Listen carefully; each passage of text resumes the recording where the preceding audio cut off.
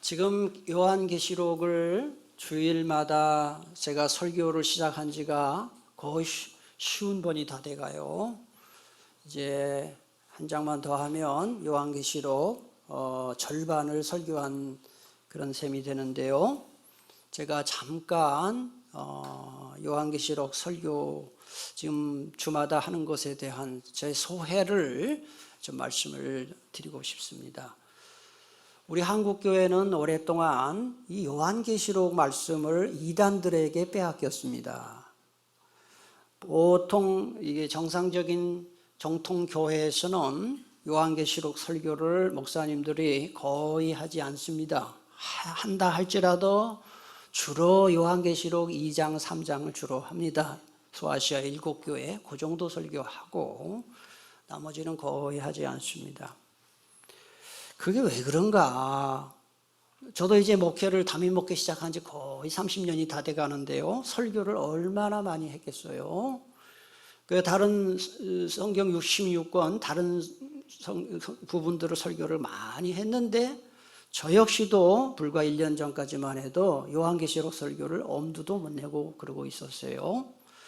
그런데 가만히 생각해 보니까 이단 교회에서는 요한계시록을 설교도 하고 가르치기도 하는데 이런 정통 교회에서 보수적인 교회에서 이 요한계시록을 전혀 설교하지 않다 보니까 이단의 가르침에 넘어가기가 참 쉽겠다 하는 그런 생각이 있었습니다. 그러는 와중에 또 몇몇 교우님들로부터 목사님 다른 성경은 다 설교를 하면서 왜 그 중요한 요한계시록 설교를 안 해주시나요? 또 장로님 중에 또 어떤 분도 요한계시록 설교 요청을 정식으로 저한테 해주셨어요. 제 자신이 솔직히 양심에 좀 가책을 받았습니다. 그래서 이제는 내가 부족하지만 요한계시록 설교를 좀 해야 되겠다 이렇게 생각을 하고 시작을 한 거죠. 물론 1년 정도 준비를 하고 시작을 했는데 제가 막상 이제 벌써 한 50번 거의 설교를 하면서 제가 느낀 점이 뭐냐 하면은 제 자신의 느낀 점과 여러분들의 느낀 점을 제가 얘기하는 거예요. 첫째는 어렵긴 어렵다는 걸 느꼈어요. 다른 부분 설교도 어렵지만 요한계시록은 이제 처음 이런 얘기를 하는 겁니다. 주중에 설교 준비 시간이 한 3배 이상이 필요하더라고요. 다른 부분보다. 왜 그러냐 하니까 내용 자체도 어렵지만은 조금만 잘못 나가면은 이단의 가르침에 빠질 수가 있어요. 조금 정신 차리지 않으면. 그래서 이 계시록 22장까지를 전체 제 머릿속에 놓고 있지 않으면 미로를 헤맬 수도 있겠다라는 생각이 들었어요. 첫째는 설교 준비 시간이 한 3배, 4배 정도의 시간이 소요되다 보니까 육체적으로, 정신적으로 솔직히 좀 힘든 건 사실이에요. 그리고 또 하나 이제 우리 말씀을 듣는 여러분의 입장에서 생각하면은 아무리 내용이 좋은 말씀이라도 이 자체가 어렵잖아요. 계시록 말씀이.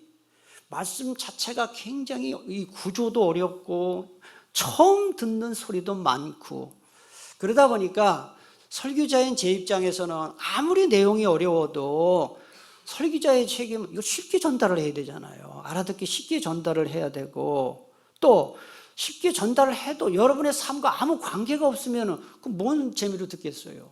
그러니까 또 적용을 해줘야 되고 하다 보니까 제가 참 그런 어려운 내용을 쉽게 전달해야 된다는 그 부담감과 함께 여러분들이 들으시는 여러분들이 과연 이걸 얼마나 지금 이해를 하고 있나 그런 좀 제가 궁금증이 있어요. 물론 목사님 계시록 말씀을 들으면서 참 제가 많이 깨닫습니다라고 직접 말해주시는 분도 계시지만은 우리 교우님들의 공통점과 특징이 뭐냐면 반응이 없어요.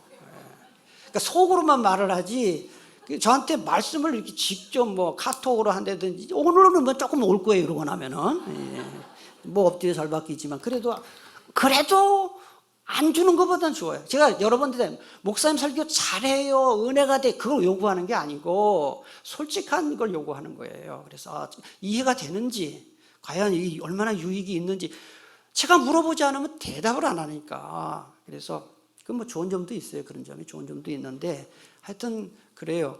그래서 이제 개중에는 제가 이제 조심스럽게 얘기합니다. 개중에는 아유, 왜 목사님 맨날 요한계시록만 설교하세요? 이런 분도 있어요. 힘들어하시는 분이. 그러니까 그렇지만은 저는 이렇게 믿고 있거든요. 성경 말씀은 창세기부터 요한계시록까지 66권을 주셨고요. 이게 1189장이고요. 31,173구절인데 하나님이 우리에게 31,173구절을 주실 때는 한 말씀도 필요 없는 말씀은 안 주셨다고 믿어요. 저는요.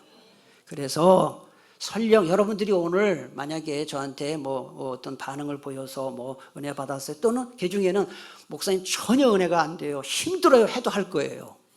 그거는 미리 말씀드려요. 여기까지 했는데 끝까지 안 갈 것 같아요? 끝까지 갈 겁니다. 갈 건데 말씀드리는 것은 제가 여러분에게 이제 협조를 구하는 거예요.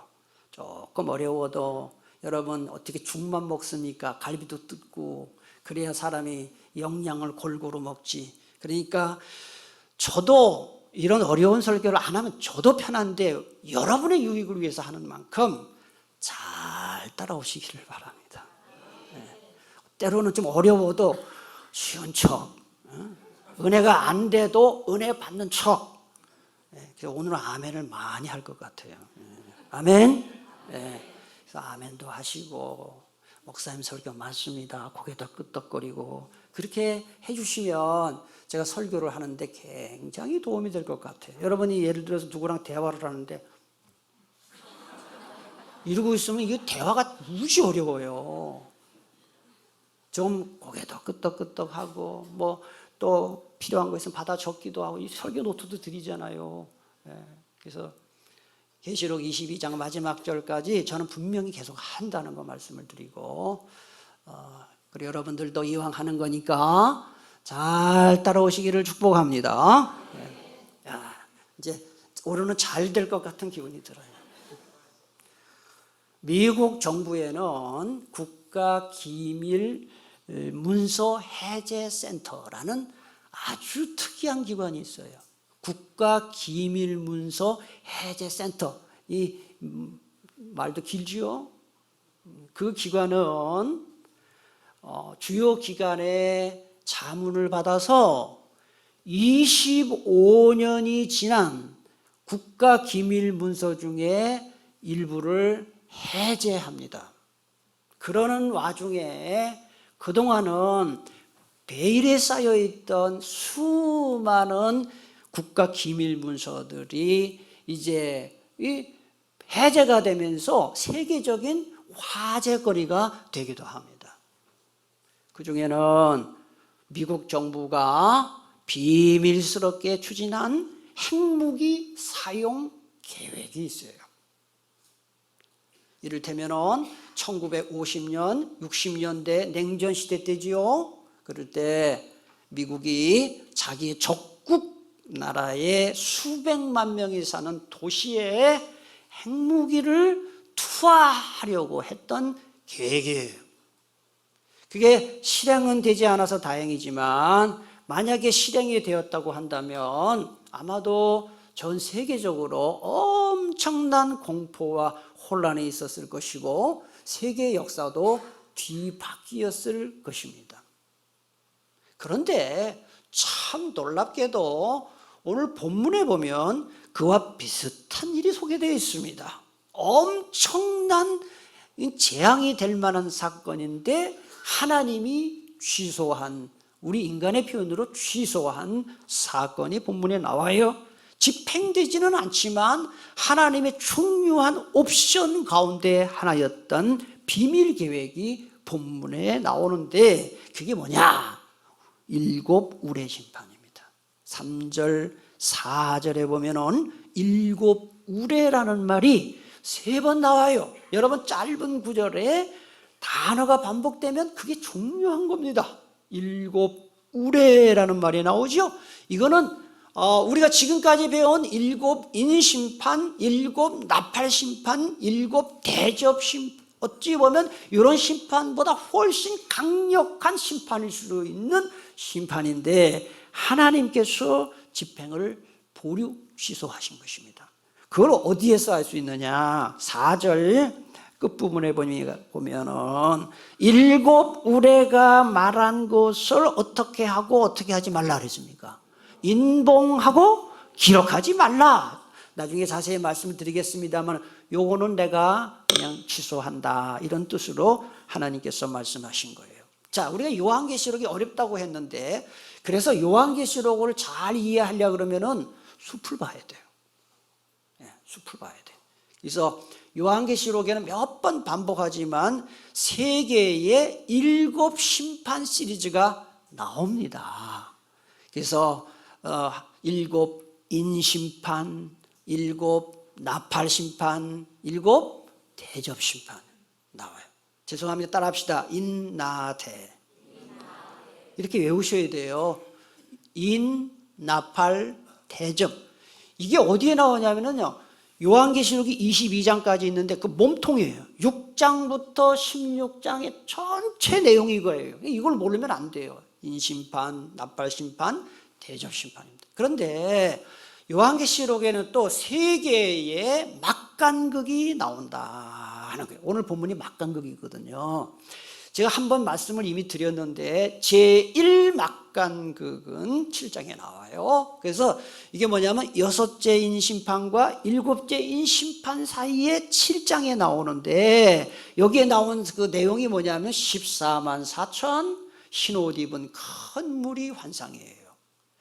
제2막간극은 또 어떤 공통점이냐? 자, 제1막간극도 6, 7 사이였잖아요. 제2막간극도 제6째 나팔 심판과 7 나팔 심판 사이에 나오는데, 오늘 10장 1절부터 11장 14절에 나오는데요, 내용이 두 가지예요.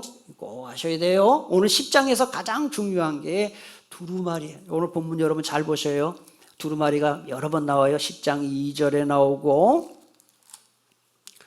그 다음에 8절, 9절, 10절 두루마리가 나오죠. 책이에요. 두루마리 책 심판이고요. 그 다음에 11장에 가면은 3절에 보면은 두 증인이 나와요. 여러분, 이단들은 교주들이 내가 두 증인이라.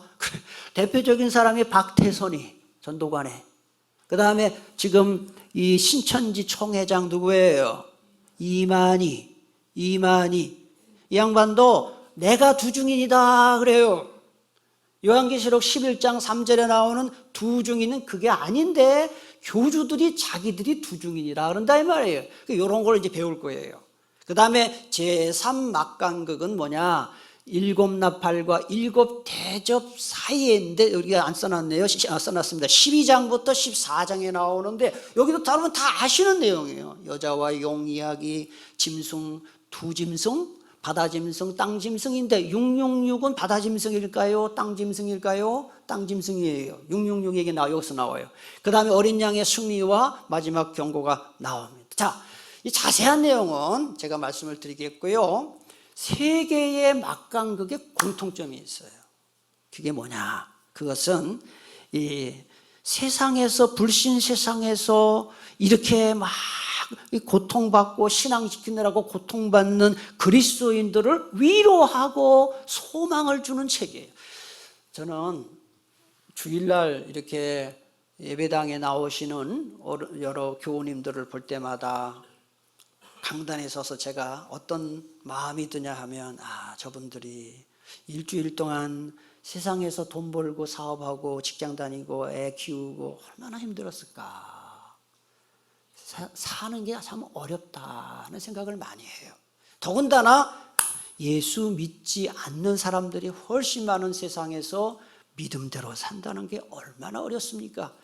그런 그리스도인들에게 위로와 소망을 주는 것이 바로 이 세 개의 막간극이고, 그게 요한계시록 책 전체의 내용이에요.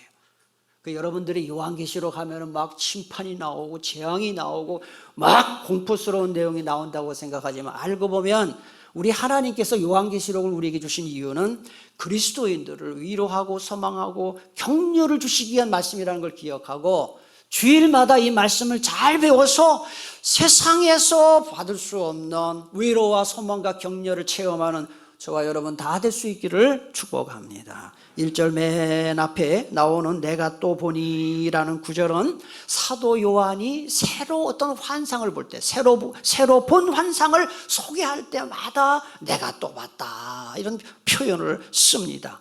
사도 요한은 새로 본 환상에서 힘센 다른 천사가 등장하는 것을 보았습니다. 여기 1절에 보면 힘센 다른 천사라는 말이 나오는데 이 힘센 천사가 처음 나온 천사 아니에요.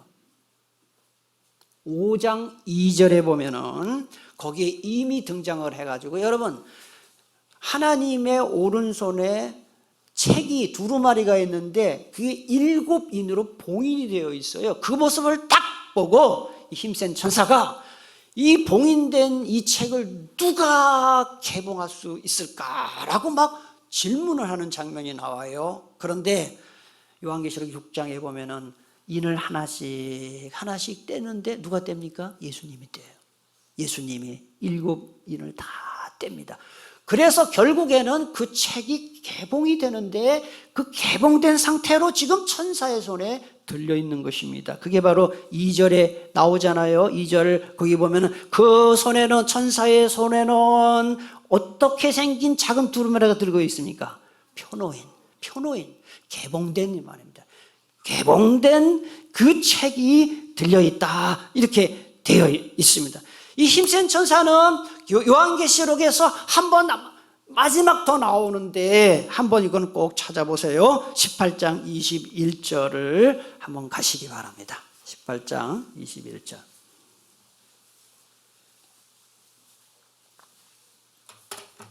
거기 함께 읽겠습니다. 이에 한 힘센 천사가 큰 맷돌 같은 돌을 들어 바다에 던져 이르되 큰 성 바벨론이 이같이 비참하게 던져져 결코 다시 보이지 아니하리로다 그랬어요. 그러니까 이 힘센 천사가요, 맷돌 같은 돌 던져서 바벨론이 로마예요. 로마 제국이에요. 로마 제국을 멸망시킨다. 그러니까 결국 이 힘센 천사는 뭐 하는 천사냐? 심판의 시작과 마지막까지 그 심판을 집행하는 중요한 역할을 맡은 천사구나 하는 것을 알 수가 있는데, 1절에 보면 힘센 천사의 모습이 나와요. 어떤 모습을 하고 있는지 제가 보겠습니다. 내가 또 보니 힘센 다른 천사가 구름을 입고 하늘에서 내려오는데 그 머리 위에 무지개가 있고 그 얼굴은 해 같고 그 발은 불기둥 같으며, 여기 보면 천사를 설명하는데 여기 보면 구름이 나오고 무지개가 나오고 해가 나오고 불기둥이 나오는데요, 여러분 이거 제가 설교 다 한 거거든요. 이게 계시록 1장에서도 나오고 계시록 4장에도 나오고 예수님의 모습이에요. 그러면 왜 이 힘센 천사는 예수님의 모습을 하고 있을까요? 좀 질문에 대답을 해보세요. 왜 그럴까? 이 힘센 천사는 예수님의 권위를 가지고 예수님의 계시를 전달하는 예수님의 최측근 천사예요. 그래서 예수님의 모습으로 나타난 것입니다. 2절에 보니까 그 손에는 펴놓인 작은 두루마리를 들고 그 오른손은 바다를 밟고 왼발은 땅을 밟았다 그랬습니다. 이 천사의 손에 있는 이 작은 두루마리의 내용이 뭐냐 하면 문맥상으로 볼 때 11장 1절에서 13절에 나오는 그 내용인데, 교회와 그리스도인들이 지금은 고난을 받지만 나중에는 승리할 것이라는 내용을 담고 있는 이 작은 두루마리 책을 들고 있습니다. 그런데 천사가 오른발로는 뭐를 밟고 있다 그랬어요? 바다. 왼발로는요? 땅을. 요 똑같은 내용이 5절 상반절에도 나오고 8절 중간에도 나와요. 3번 나와요. 천사가 오른발로는 바다 밟고 왼발로는 땅을 밟고 있다. 여러분, 땅과 바다를 밟고 있다는 것은 온 세상을 밟고 있다는 것이고요, 무언가를 밟고 있다는 것은 지배하고 있다는 뜻이에요. 여러분, 옛날에 고대 전쟁 때 여기 한번 석비를 보세요. 석판인데 어떤 왕이 외국의 왕과 전쟁에서 이기면은 서 있는 이긴 왕이 누워 있는 이 패배한 왕을 짓밟아요. 내가 너를 지배한다 하는 뜻으로 그렇게 하는 것입니다. 그러므로 오늘 힘센 천사가 오른발로는 바다를 밟고 왼발로는 땅을 밟고 있는 것은, 이건 어떤 것이냐? 결국 예수 그리스도께서 온 세상을 지금 다스리고 지배하고 계시는 분이다라는 것 사실과 예수님이 주시는 말씀은 온 세상의 운명에 관한 말씀이다라는 것을 교훈하는 그런 의미가 있어요.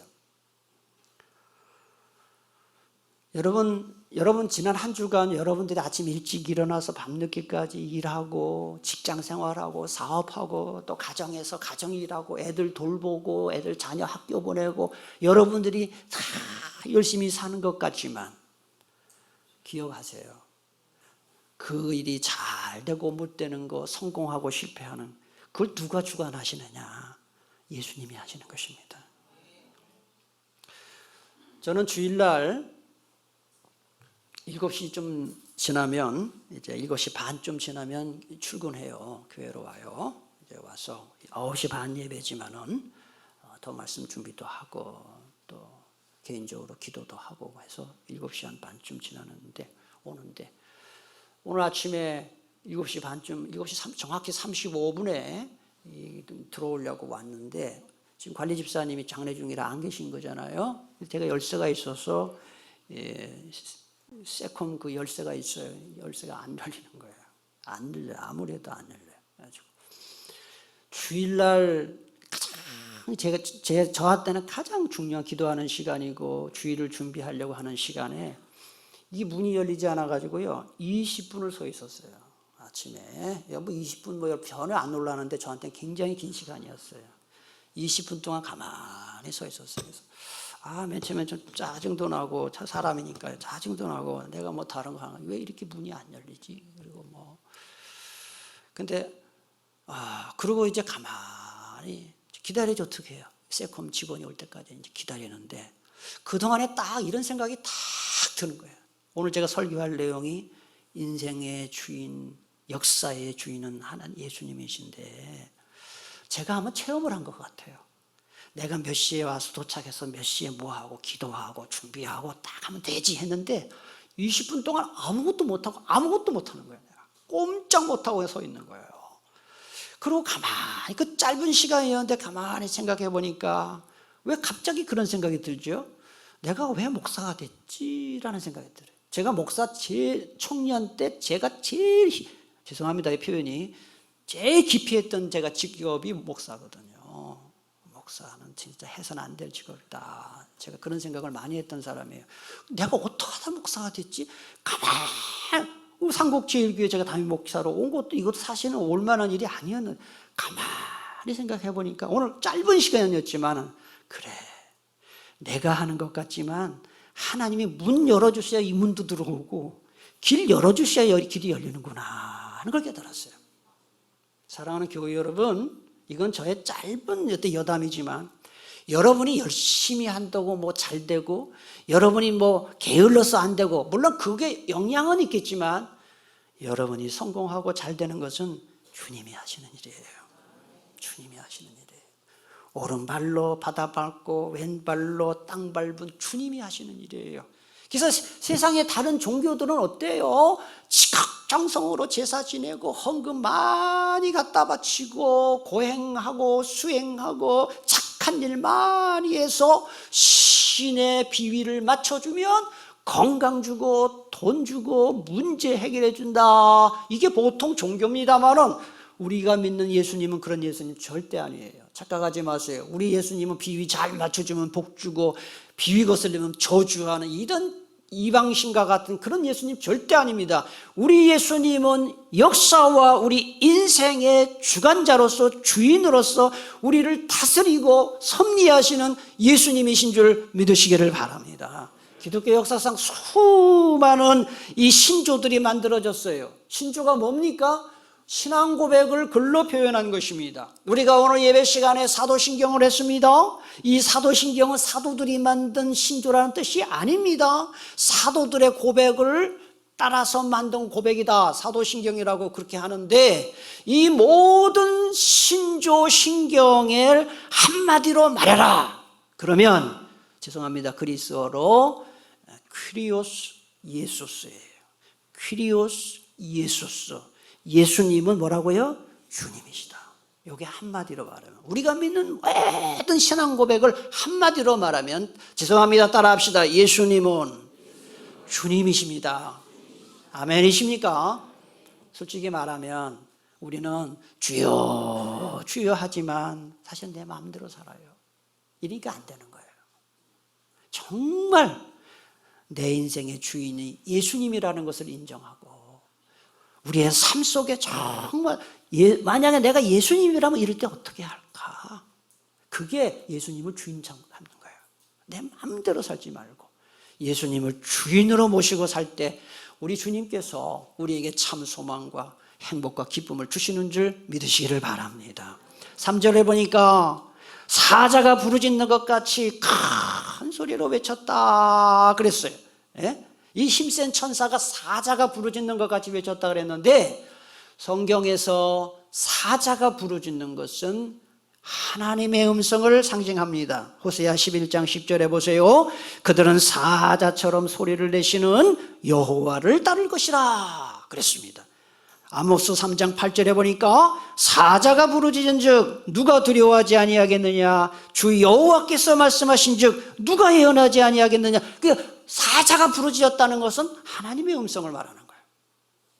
그 다음에 요한계시록에서 큰 소리로 외쳤다는 것은 그 메시지가 중요한 메시지다라는 것을 말하는 거예요. 따라서 힘센 천사는 이제 하나님 대신해서 엄청나게 중요한 메시지를 선포하려는 것입니다. 그때 7울에 7천둥이 소리를 내어서 말했다 그랬습니다. 3절 하반절을 보시면 그가 외칠 때 7우레가 그 소리를 내어 말하더라 그랬습니다. 이 구약 성경에서요, 우레소리, 천둥소리는 하나님의 음성이에요. 하나님의 음성이에요. 그리고 요한계시록에서 우레소리는 심판 가운데 나타나는 하나님의 진노를 상징하는 거예요. 그러므로 7우레가 소리를 내서 말했다는 것은 하나님의 엄청난 심판이 지금 선포된다는 뜻입니다. 여러분 사도 요한이 그걸 딱 들은 거예요. 하나님의 엄청난 심판이 7우레를 통해 선포되는 소리를 듣고 기록을 하려고 합니다. 너무 중요한 심판이니까. 그러자 하늘에서 음성이 들립니다. 뭐라고 음성이 들렸느냐? 오늘 4절입니다. 우리 4절을 다 같이 봉독하겠습니다. 7우레가 말을 할 때 내가 기록하려고 하다가 곧 들으니 하늘에서 소리가 나서 말하기를 7우레가 말한 것을 임봉하고 기록하지 말라. 여기다 줄을 잘 쳐놓으세요. 임봉하고 기록하지 말라. 이 말은 하나님이 지금 말씀하신 것을 비밀에 붙이고 공개하지 말아라 이 말입니다. 사도 요한 너만 알고 절대로 고백은 공개하지 말아라. 비밀에 붙여라. 이런 뜻이에요. 하나님은 왜 사도 요한에게 7울의 심판에 대해서 기록하지도 말고 공개하지도 말라 하셨을까? 여러분 기억하셔요. 알아셔요. 하나님이 우리에게 꼭 필요한 말씀은 계시해 주셔요. 예를 들면 7인심판, 7나팔심판, 7대접심판 필요하기 때문에 우리에게 다 공개하셨어요. 그런데 7울의 심판은 하나님이 공개하지 말라는 거예요. 비밀 문건이다. 신명기 29장 29절에 보니까 이 세상에는 주 우리의 하나님이 숨기시기 때문에 알 수 없는 일도 많습니다. 그것은 주님의 것입니다. 그러니까 성경에 보면요, 도대체 이게 무슨 말인지 모르는 말씀들 많아요. 비밀로 해놓은 말씀들 많아요. 그건 주님이 해석하신다는 거예요. 인간 해석하면 안 된다는 거예요. 그래서 사도 바울이, 여러분 사도 바울 아시잖아요. 신약 성경에 거의 절반을 쓴 사도 바울이요, 하나님의 영에 이끌려서 삼층천에 올라갔어요. 천국에 올라갔어요. 그리고 하나님의 계시를 보았어요. 그런데 이 사도 바울이 뭐라고 했느냐? 고린도후서 12장 4절에 보니까 나는 낙원으로 이끌려가서 도저히 표현할 수도 없고 또 누구에게도 알려서는 안 되는 말을 들었습니다. 고백, 그렇게 하고는 자기가 본 계시를 성경에 쓰지 않았어요. 그러니까 성경은 처음부터 끝까지 필요한 것만 계시하시지 하나님이 비밀에 붙여야 하는 것은 절대로 누설하지 말도록 하십니다. 근데 사람들이 참 이상해요. 하나님이 이미 계시해 주신 성경 말씀에 대해서는 굉장히 무관심하고 무지하면서 하나님이 비밀로 해놓은 거는 자꾸 알려고 해요. 예를 들면 뭐 이런 거죠. 선악과가 사과나무인가 복숭아나무인가? 그게 그런 걸 막 물어봐요. 하긴 저도 어렸을 때 교회 학교 다닐 때 궁금했어요. 그래가지고 선생님한테 물어봤어요. 근데 선생님이 복숭아 나무래. 그러면서 복숭아 아담이 따먹다가 씨가 걸려서 남자들이 여기 튀어나왔다는 거예요. 아니, 지금 생각하니까 그 엉터리 선생님이었어요. 모르면 모른다고 하지. 무슨 복숭아 나무 씨가. 그래서 가끔 여기 목이 따끔따끔하면, 아, 복숭아 씨가 뭐가. 그런 생각을 한동안 했어요. 여러분, 성경이 선악과에 대해서 무슨 나무다 말한 적 없어요. 또 예수님이 몇 년, 몇 월, 며칠, 몇 시에 오시는가, 몇 시에 재림하시는가, 어디 재림하시는가에도 성경은 나도 모른다 그랬어요. 예수님이 이 세상에 계시 아버지만 하신다 그랬어요. 비밀이라, 비밀. 그런데 이단들은 예수님이 몇 년, 몇 월, 며칠, 몇 시, 어디 오신다라고 분명하게 얘기를 해요. 또 천국은 어떻게 생겼나? 또 어떤 사람이 내가 본 천국 해서 폴시콜레라는 사람이, 펩시콜라라고 사람들이 그러는데, 폴시콜레라는 사람이 내가 본 천국이라는 책을 써가지고 거기 갔더니 뭐 맨션도 있고 빌라도 있고 있는데, 아, 조영기 목사님이 지옥 갔다는 거야. 뭐 이런 말도 안 되는 자기의 어떤 간증들을 막 써놔요. 근데 사람들은 거기에 혹하고 넘어가. 또 천국 가면은 우리 부부 관계는 거기서도 남편과 아내인가, 아, 천국에 가서도 남편과 아내면 지옥인데, 막 이런. 그러니까 가족 관계에 대해서 막 이렇게 이야기를 하고, 성경이 전혀 비밀로 해놓은 그런 이야기들을 자꾸 관심을 갖고 호기심을 가져요. 여러분 기억하세요. 우리의 구원에 필요하고 신앙생활에 필요한 것은 하나님이 66권 1189장 31,173구절에 다 주신 줄 믿으시기 바랍니다. 우리에게 비밀로 하신 것은요, 비밀로 하는 것이 유익하기 때문에 비밀로 하신 거예요. 그러므로 성경 말씀을 읽다가 앞뒤가 안 맞거나 또 무슨 뜻인지 모르는 그런 거에 대해서는 호기심을 갖고 질문하고 배우는 것이 맞지만, 하나님이 일부러 비밀로 해놓으신 말씀들은 그대로 받아들이는 것이 그게 믿음이에요.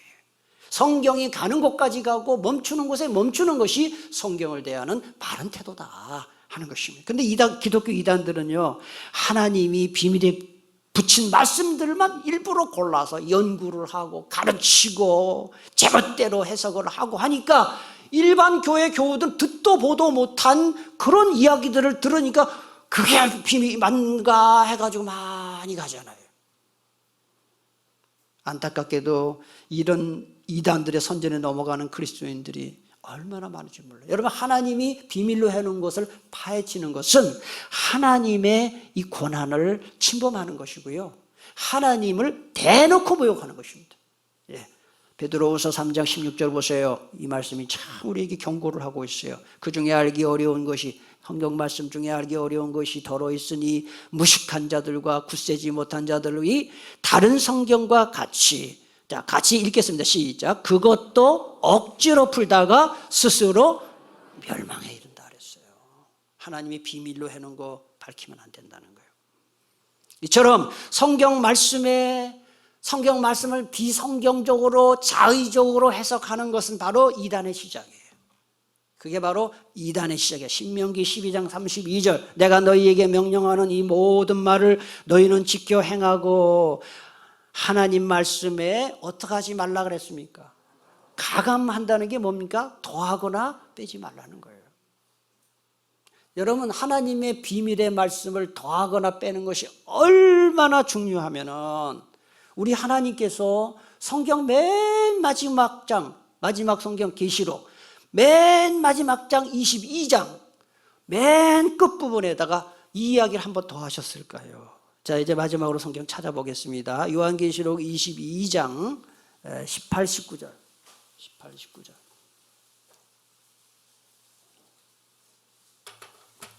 꼭 찾아서 한번 표시를 해놓으시면 좋겠어요. 내가 이 두루마리의 예언의 말씀을 듣는, 성경 말씀을 듣는 모든 사람에게 증언하노니, 만일 누구든지 이 성경 말씀 외에 어떻게 하면, 더하면, 자기 생각 집어넣고 세상 사상 집어넣고 이단들 하는 짓입니다.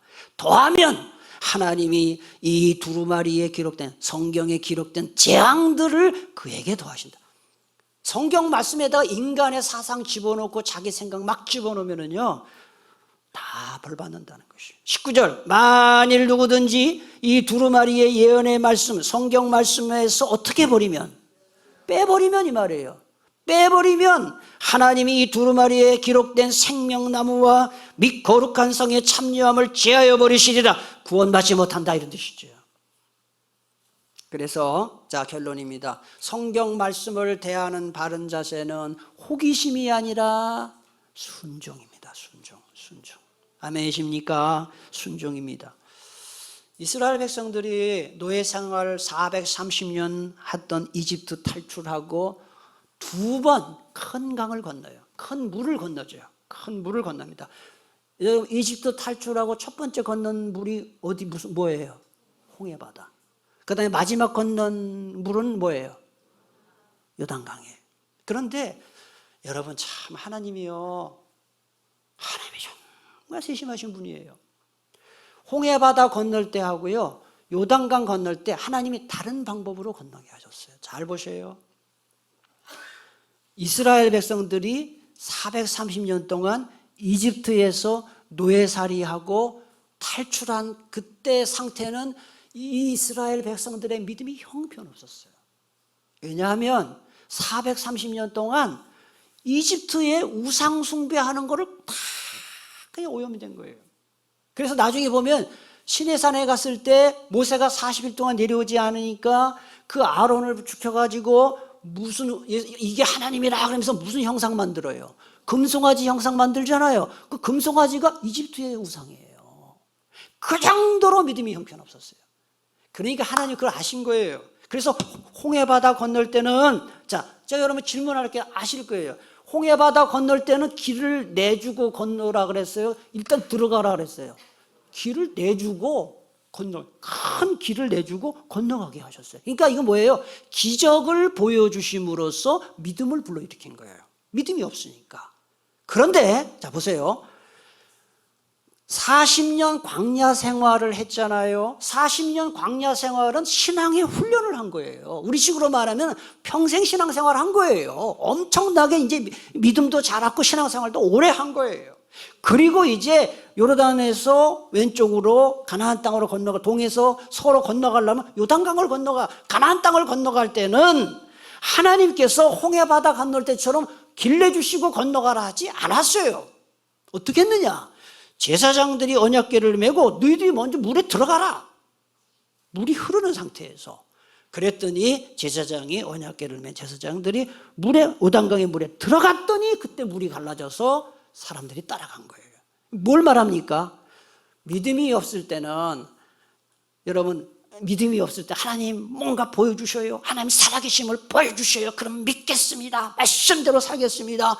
그렇게 하는 거예요. 하나님이 기적 보여주고 믿음을 일으키는 거예요. 그런데 신앙생활을 오래 한 다음에 뭡니까? 말씀에 순종해라. 그러면 기적이 나타난다. 이렇게 되는 거예요.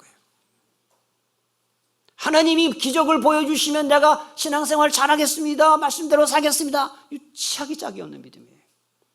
신앙생활 이 정도 했으면 이제는 이해가 되지 않고 말씀대로 살면 손해볼 게 뻔할지라도 말씀에 순종할 때 우리가 생각지도 못했던 하나님의 놀라운 기적을 우리에게 보여주시는 줄 믿으시기를 바랍니다. 하나님의 기적 날마다 체험하고 하나님의 간증 날마다 경험하고 싶다면 순종하며 사십시오. 따라합시다. 순종이 기적을 낳는다. 아멘이십니까? 기도하겠습니다. 오늘도